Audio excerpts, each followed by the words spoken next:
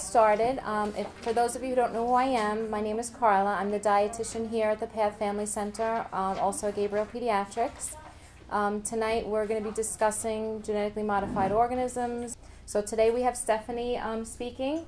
Stephanie Loricchio. She is a holistic health counselor with the Institute for Integrative Nutrition, and she's going to be discussing GMO. Then we have Danny Panzella, who is an activist and a journalist, who's going to be talking about the government role in genetically modified organisms, and then Dr. Gabriel will be speaking a little bit about the science. Okay, so I give you Stephanie.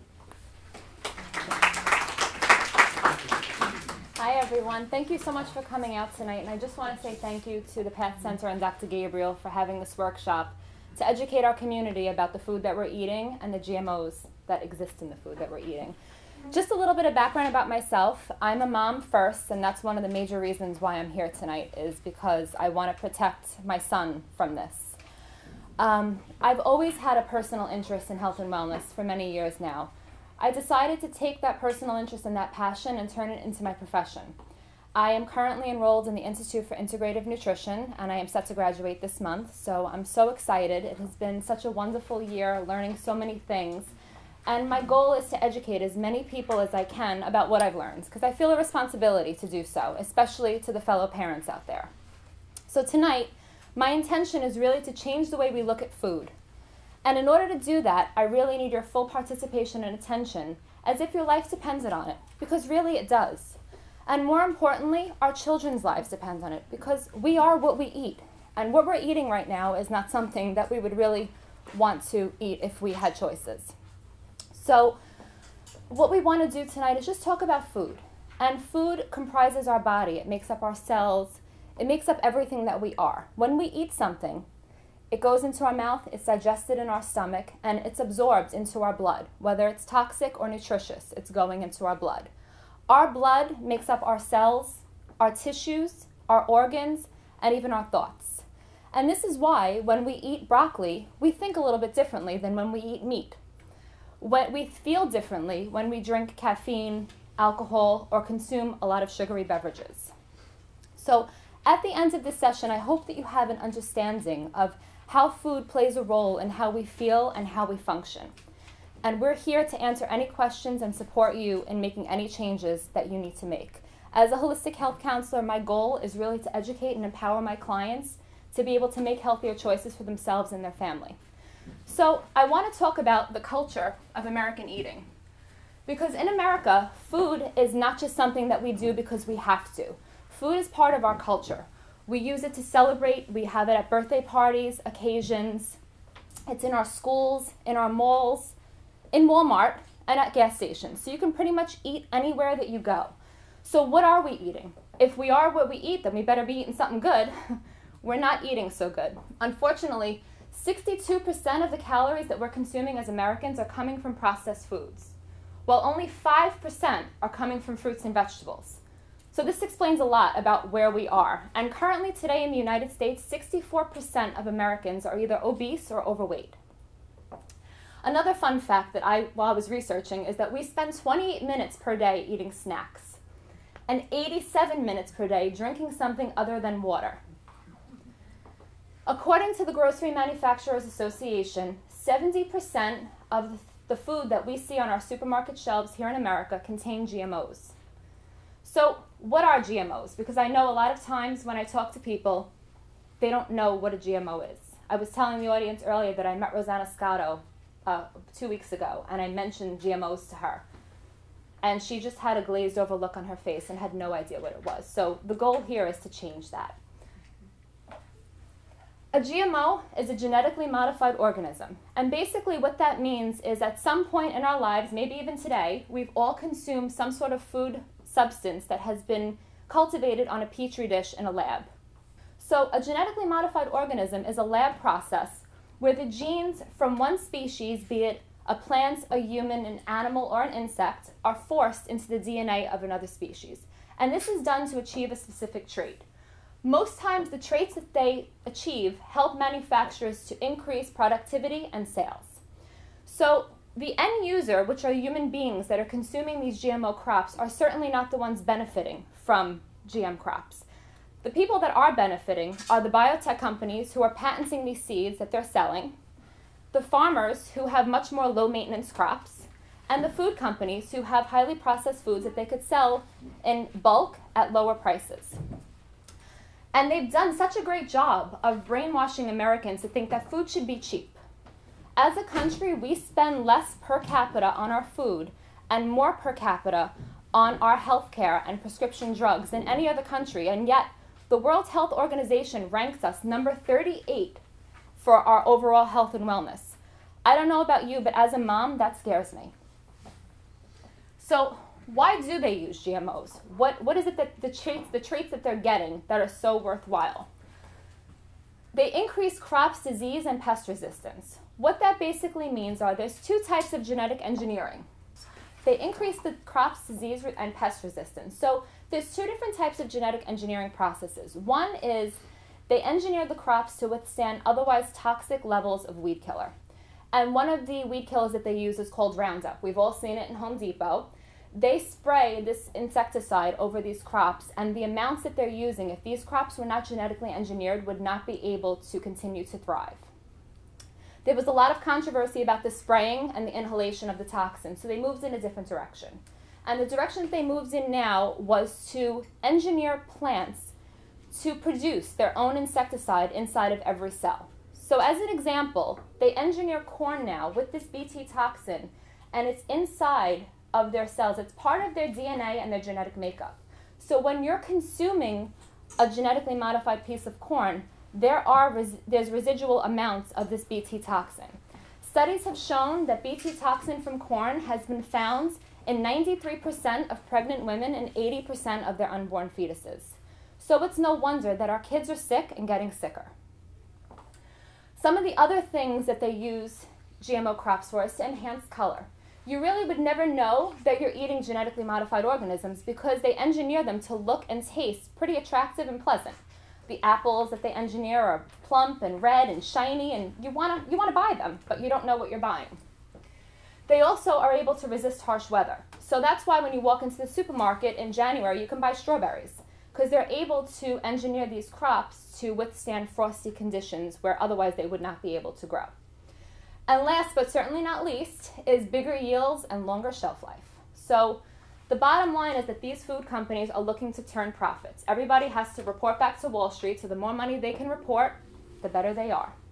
And these highly processed foods can be on the shelves without going rancid for many years. So the golden rule that I always give my clients is the longer its shelf life, the shorter yours will be. And that's really how you should go shopping. So when did this all start and how did it happen? Well, the change started in the mid-90s, and genetically modified organisms came into our food supply with no research and really no knowledge to anybody. It just sort of happens. In 1994, America approved the first genetically engineered protein, which was bovine growth hormone. This hormone is used in dairy cows to help them produce much more milk. At this time, when we came up with this, we of course went to other countries and spoke to other countries about using this technology. The other countries said, well, there hasn't been enough testing done to prove its safety, so we're going to pass. Sounds pretty reasonable. America, land of capitalism, we decided that it hasn't been proven dangerous, so we went ahead and we started using bovine growth hormone in our cows. And now, as Dr. Gabriel will attest to later on, milk allergies are probably one of the most common allergies that we're seeing in our children. My son has a milk allergy. And that's really what started sparking my interest in this topic, because I'm always wondering, why are our kids so sick? Following the approval of bovine growth hormone, 2 years later in 1996, they approved GM corn, soy, canola, sugar beet, and cotton. And you could see in this chart from 1996 to 1999 the insane and rapid growth of genetically modified crops. It went from 10 million, just under 10 million in 1996 to over 100 million come 1999. As of 2010, cultivation of GM crops in the United States is at 90%. So just about 85% of the corn and 91% of the soy that you see in the supermarkets are genetically modified.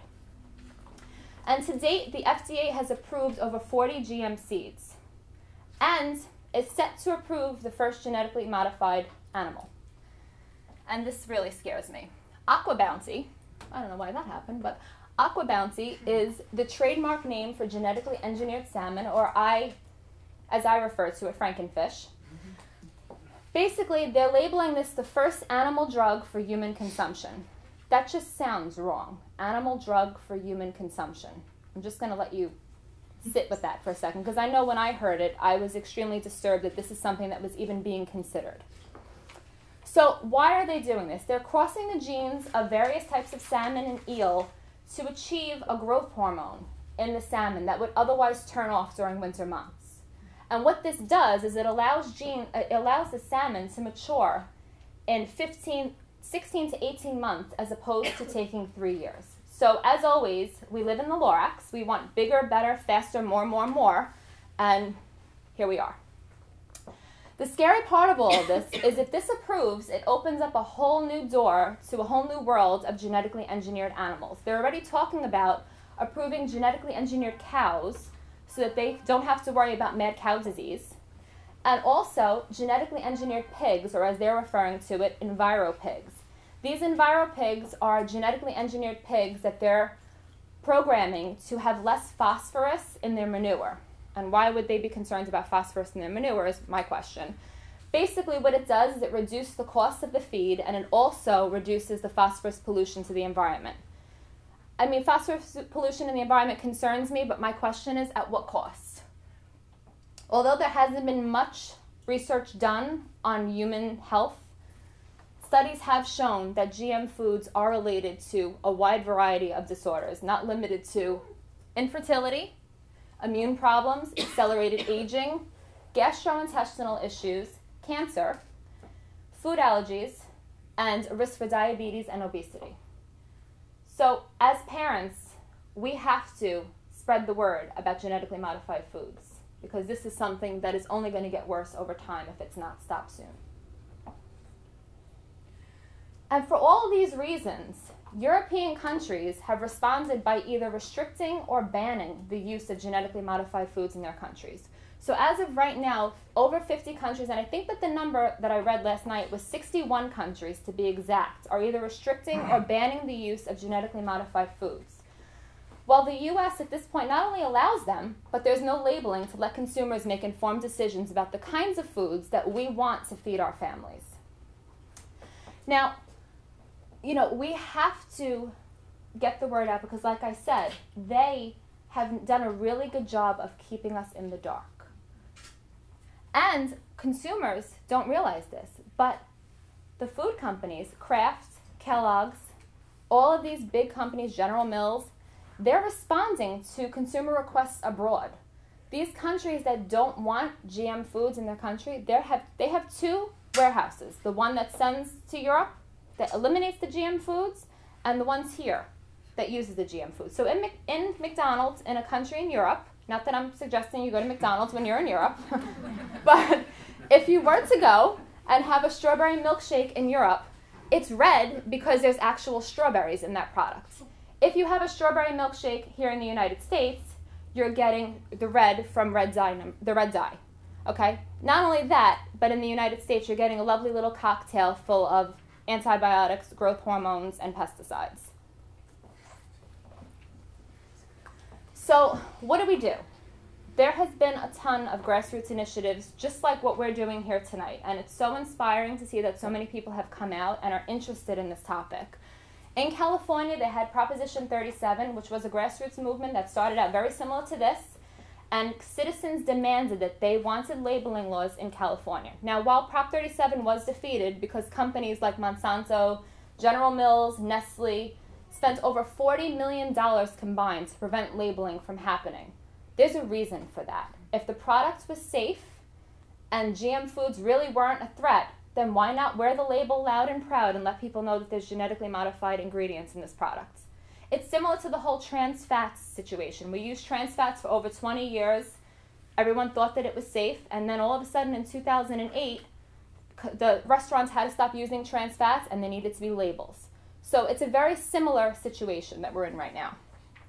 This slide also shows you in the red the companies that contributed money to defeat Prop 37 and the true organic heroes that contributed money to help support Prop 37.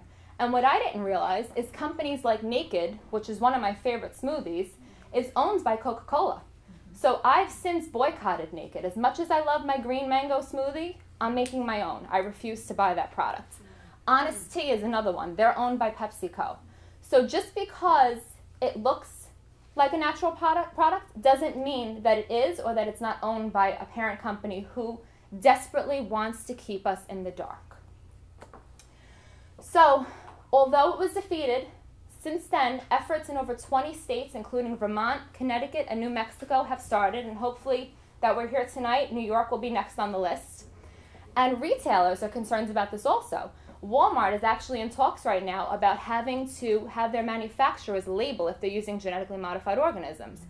And if you go on the Facebook pages of many of the big food companies, there's a lot of people buzzing and talking about it. So we're at a tipping point. We just have to tip them in the right direction, because if we don't do it soon, it's going to be too late. I just wanted to give you a big slide of the companies that don't want you to know. There's a lot of big food companies on here. You have Campbell's, you have Hershey's, you have Welch's. One of my favorites was Godiva. Godiva, I always think, is like the creme de la creme of the chocolates. When my husband brings me home Godiva on Valentine's Day, I'm always so happy. Honey, don't bring me home Godiva on Valentine's Day this year. All right? Get me something else. Organic. Yes. You said it, Caroline. Pure cane sugar. And this slide gives you the breakdown of just how much money was spent and by what companies. So, for instance, PepsiCo, you're looking at $500,000. On this slide alone, you have just under $10 million from just these companies that you see that was invested to keep us in the dark. Monsanto Speaks. Well, Monsanto is one of the largest providers and distributors of GMO products.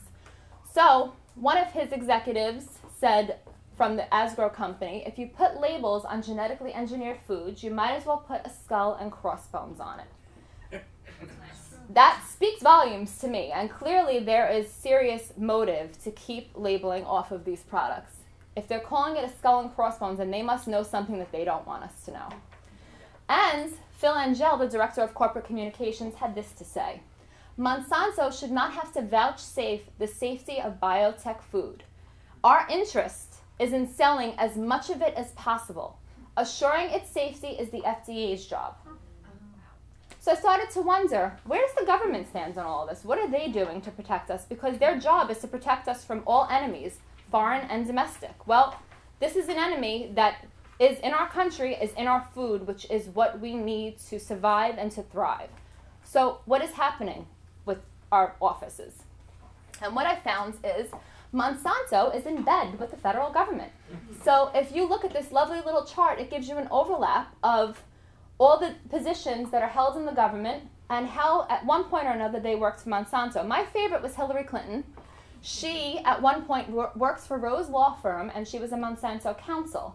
She also held, up until recently, the Secretary of State position under President Obama. So if they're not looking out for us, clearly because they have their own interests, and the bottom line is that this, and Danny's going to talk more about this, I'm sure, but the government is flawed in the sense that they look to these types of big food companies and pharmaceutical companies to fund their political campaigns. So once they get into office, even if they have the best of intentions, they owe too many favors to make that happen. And, you know, we have power in numbers. I mean, there's got to be a good 35 people sitting in this room tonight. Think about how much reach we have, how many people we know that we can share this information with. We can definitely outnumber Monsanto. I have no doubt about that. So what can we do? These are some symbols of reassurance. Granted, there are no labels, but this does help to point us in the right direction. Non-GMO Project is a third-party verification system that goes and tests foods to make sure that they're free of GMO ingredients. So you can look for this label. Another label that you can look for is the USDA organic symbol. That means that the product has been grown without the use of pesticides, synthetic chemicals, or hormones. So while we don't have labels that say may contain GMOs, as savvy customers, we can definitely make wise decisions based on what we do see. And the answers are all on the back of those ingredient labels. Do not be fooled by the marketing, the catchphrases, and all of the empty promises on the fronts of those packages, because they are as empty as the foods that are in the boxes. So some healthy ways, some healthy choices that we can help to limit and eliminate GMO consumption and just improve our diet. Because I always tell people, if you are driving a car and that car requires regular unleaded fuel and you continue to go to the pump and put diesel fuel in the tank, that engine is going to cease at some point. So our body needs food to fuel us. And if you're not giving your body the fuel that you need, you're going to have problems at some point. So you can either invest in organic and invest in wellness, or you can invest later on in disease control, disease management, and prescription drugs. It's really what you choose to do. But one way or the other, you're making that investment. Just choose wisely. So the first thing is to eliminate fast foods. Nothing that is prepared in 3 minutes out of a box could possibly have any nutritional value. The McRib, I put something on my Facebook page the other day. It comprises reconstituted meat. Just the word reconstituted meat, yeah, it makes you hungry, right? What they're doing is they're trying to get the most out of their animals. So they're using everything from their tongue to their stomach lining to create whatever they can. The McRib, they use all of these things and they make it look like a rib. So you think you're eating a rib, but you're eating reconstituted meat. So don't go to McDonald's.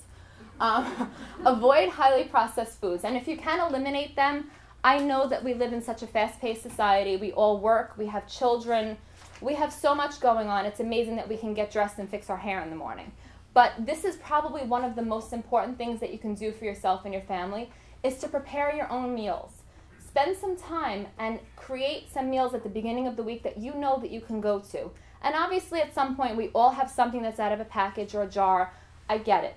But there are ways that you can make healthier choices. Read the ingredient labels, know what you're buying, and if you see a list of ingredients that are this big and you can't pronounce 95% of them, chances are you don't want to be eating that food. So really look at those ingredient labels. And eat whole foods. Whole foods are probably one of the most forgotten foods in our supermarkets. A whole food is something that hasn't been packaged or processed in any way. It is in its whole and natural state as if it were in the ground. So make dishes with an array of color. Try to hit every color of the rainbow, because every color provides a different vitamin and nutrient for your body.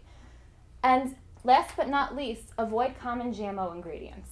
And some of them are corn derivatives and soy derivatives, which in any processed food that's out there, you're going to see them at the top of the list. High fructose corn syrup is always something that I like to talk about because it is a highly processed ingredient. It's extremely, has an extreme effect on the body in the sense that it spikes your insulin levels and then you crash. So in that sense, it's addicting.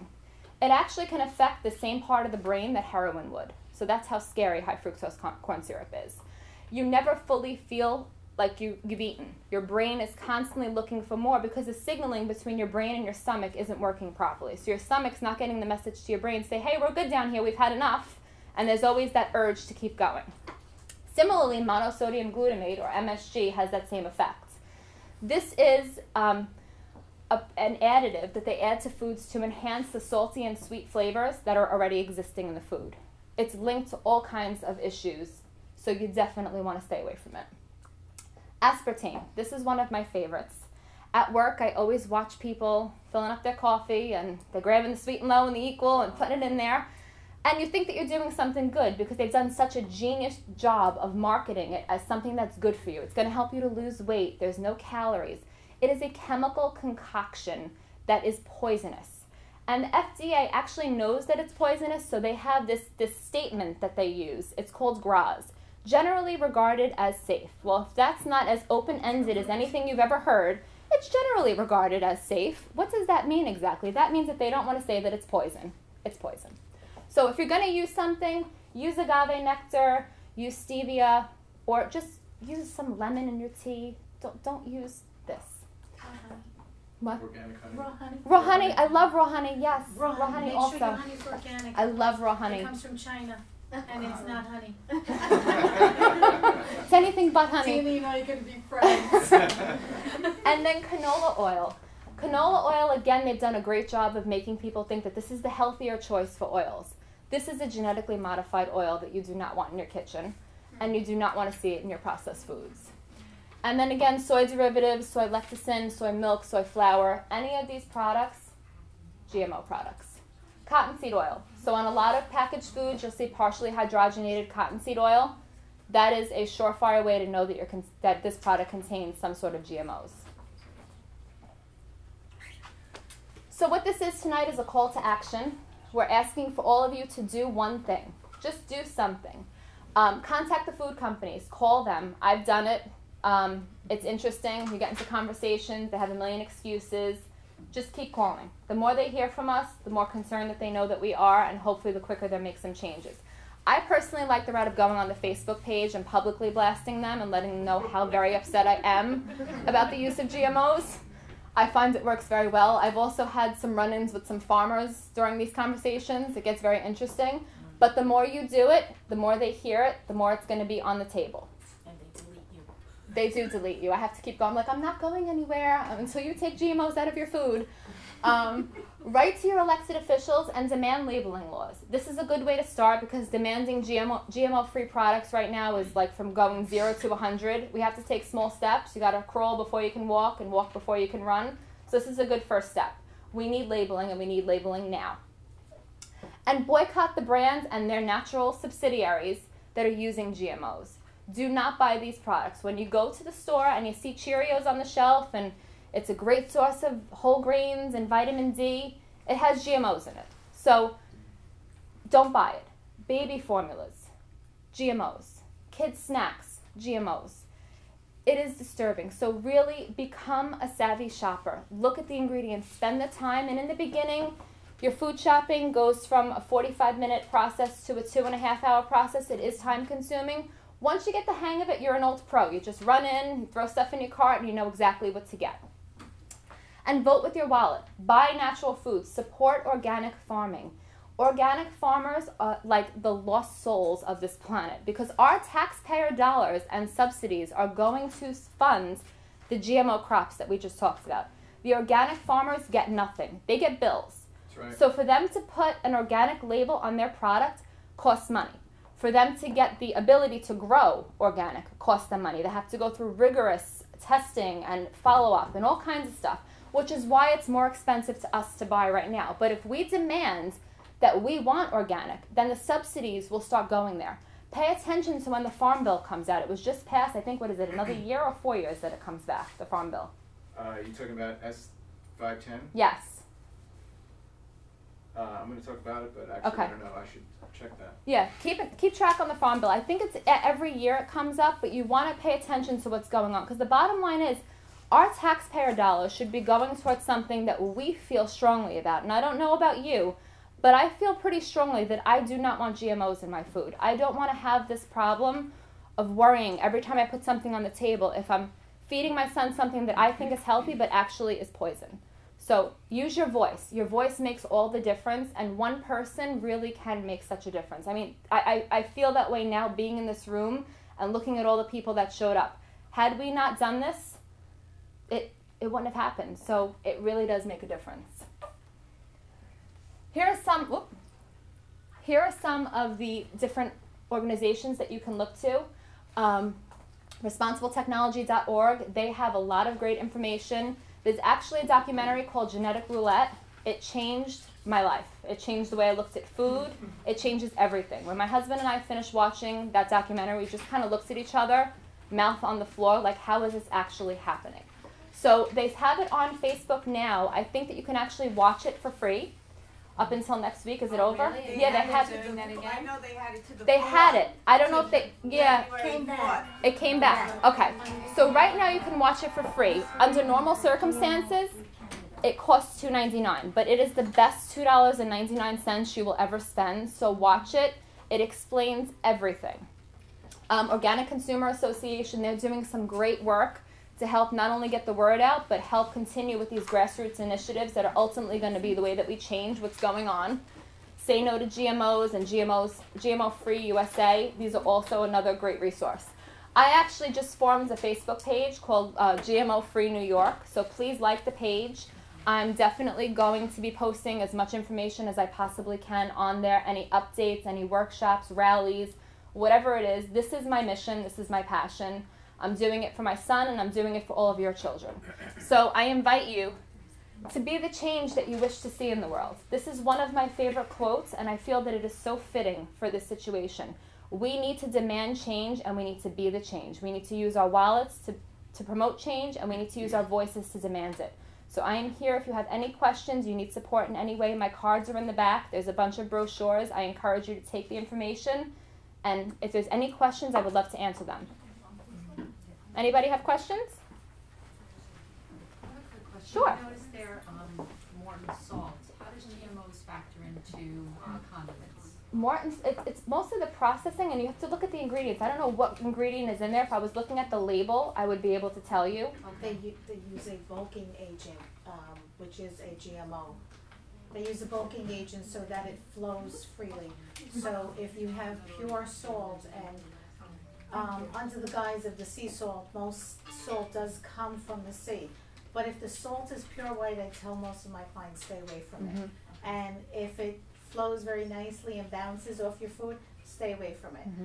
Salt should be sticky, damp.